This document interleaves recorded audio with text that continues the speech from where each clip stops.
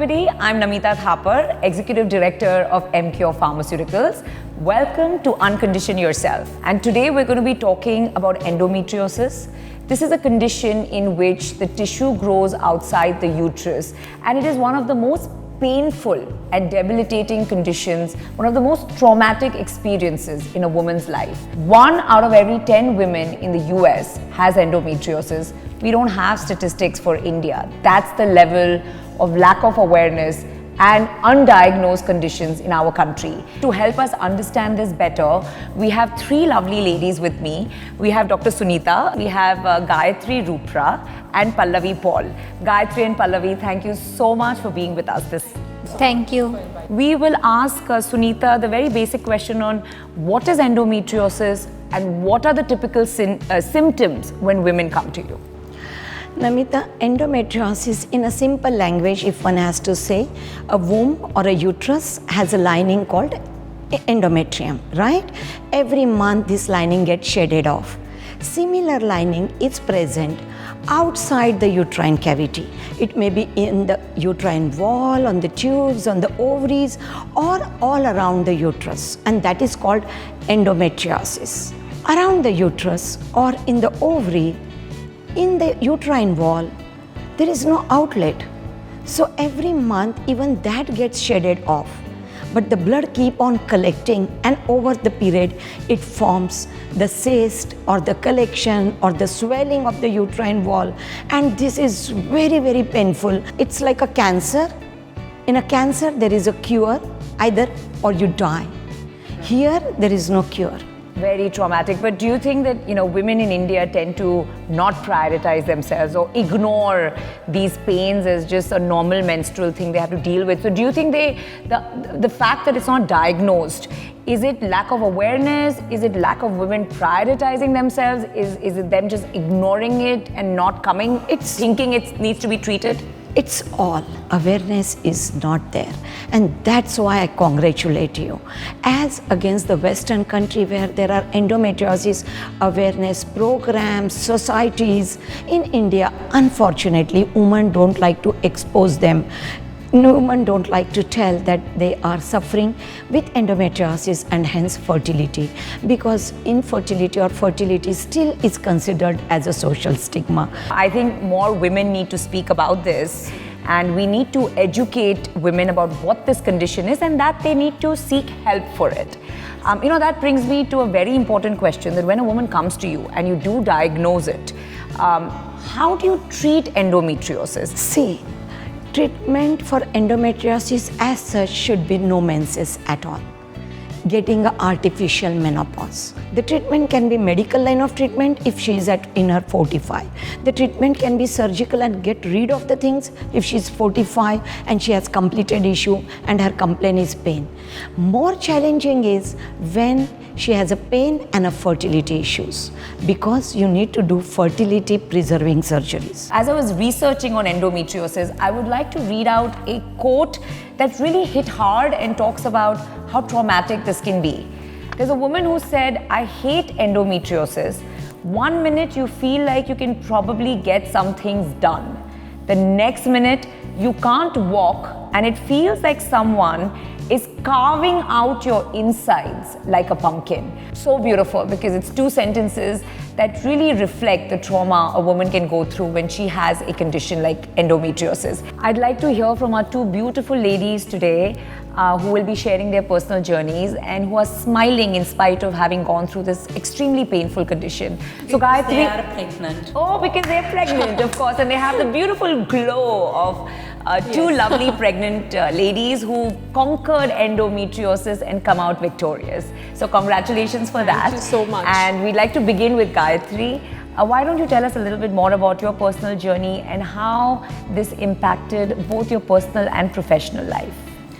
Namita, I've always been a cabin crew with different airlines, national and international, and I was in Abu Dhabi. I used to live there. I was so career focused at that time that I never had the time to have a proper check on my health, to diet properly, No, nothing. Even exercise, I had left yoga completely after I started flying, because you become so busy with your profession. And I loved my job always. I love flying. My menstruation cycle is usually 7 days, and my 7th day of the cycle used to be like the first day of my cycle. It used to be that heavy, and of course the pain, the emotional stress, you can't enjoy your vacation, you have to check yourself each and every now and then, and I used to literally change like 3 sanitary pads in an hour. So I used to heavily bleed, and of course the distress, and you're bleeding out, so you're losing so much of blood, you hardly have anything left in your body. I discovered that I had 3 fibroids. I went to Dr. Tandurwadkar, and she said you have to get operated. Okay. They were very big, they were like oranges, 3 of them. She had associated endometriosis and fibroids, both Coming together. very painful conditions coming together. Thankfully, she said, we are not going to cut open your uterus, so we'll just have you operated, and it's just a laparoscopic surgery. So I went ahead, I took my leave, I planned my leaves that way. I did all this without taking any single sick leave during How my... were you continuing to fly and standing all those hours, bending, serving all the travel? Yes. How did you manage that with that level of excruciating pain? I think because I'm strong. My work schedule was hectic because I used to fly like for 17 hours straight with that pain, with visiting the washroom every time to check myself, and I cannot even show it on my face that I'm bleeding. Absolutely. And with that pain. Yeah, that's how my journey with Dr. Tandurwadkar started. And then after your surgery is when you decided to get pregnant and It is successfully got my pregnant. extensive counseling to them. Namita, you are getting into it that counseling of the patient, you might have done the surgery for a pain. Right. But sit and counsel them and explain them that if you don't, maybe 1-2 years you got rid of pain. The disease is going to continue. Correct. These women need tender love care. Absolutely. Because of the artificial menopause you're put into, your hormones are cut off. You don't feel like making love to your partner. That's how my husband understood my condition eventually, and he was very patient, like the doctor said. He's still patient with me because you have tremendous mood swings, anger management issues, and you have hot, cold flashes every now and then, so you can't concentrate on one thing. So that's how our partners play a very important role in our life. We should give a big round of applause to Mr. Rupra, who is watching this with a lot of pride. Kudos to all the supportive husbands there who, like you said, nurture and support women going through this condition. After the surgery, after my treatment got over, Dr. Tandurwadkar advised us, both of us as partners, to come together, to live together. That is the most important, and start a family. We tried for 6 months, nothing happened. Dr. Tandurwadkar said, you try, go in for IVF treatment.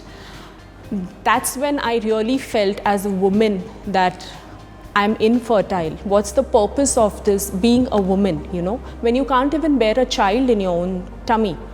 And I didn't know the stages of infertility at that time. First of all, your count has gone down because of your age, and then you have to go through a lot of medicines, a lot of injections, procedures, and then your eggs come out. And post-surgery, it's a 15 minutes procedure, but post-surgery also you have to take at least a month's break from your professional life. Going through the endometriosis is one part.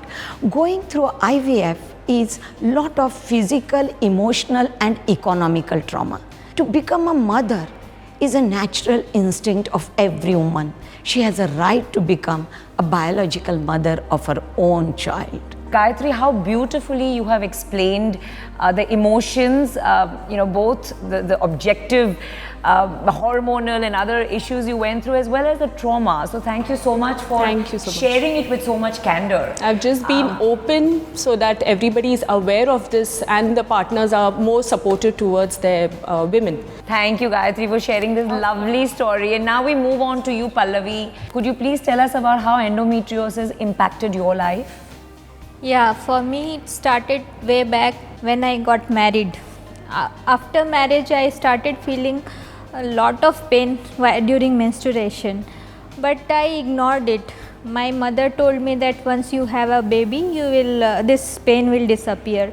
So I kept believing her, and the pain was increasing day by day.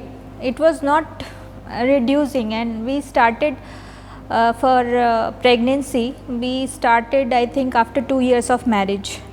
I went to so many doctors in Pune, but nobody told me that something like adenomyoma is impacting this pregnancy. Endometriosis of the uterus is called adenomyoma. When I started for a pregnancy, natural pregnancy, doctors advised, as they advise on 14th day, you have to go for the follicular monitoring, sonography and all. So I had to take 2 days leave every month from office because of the pain. And when I went back to the office, the colleagues used to make fun of me. Would you like some water, Pallavi? Oh, It's lot of emotional and physical stress for a lady with endometriosis. the colleagues used to say, birthday time chal raha hai abhi, don't disturb her. And my job requires a lot of focus on the job because I'm a software engineer. Sometimes it needs 24/7 support. So sometimes you have to go to the office even in the painful periods. They won't understand it. It's a production deployment, you have to come. The manager will tell, or the on-site coordinator will tell you that if you don't come, it will be escalated to the higher level. No, and I think it's a very strong message to the HR departments and the leaders of all companies that you don't know, the underlying reasons a woman may not be able to give 100%, and we need to be less judgmental and more supportive. Yeah. One doctor kept doing IUI for so many times, 4 or 5 times, but I didn't conceive. I lost all my hope. Even my mother was telling that you should adopt a child. I was not knowing that this is an infertility issue at that time. I am not getting pregnant, maybe some other issue. I have one more follow-up question for you. So we talked a lot about endometriosis, infertility and pregnancy. I'm sure this starts all the way from the time you start getting your period. So adolescent girls, 14 up to 55, 60.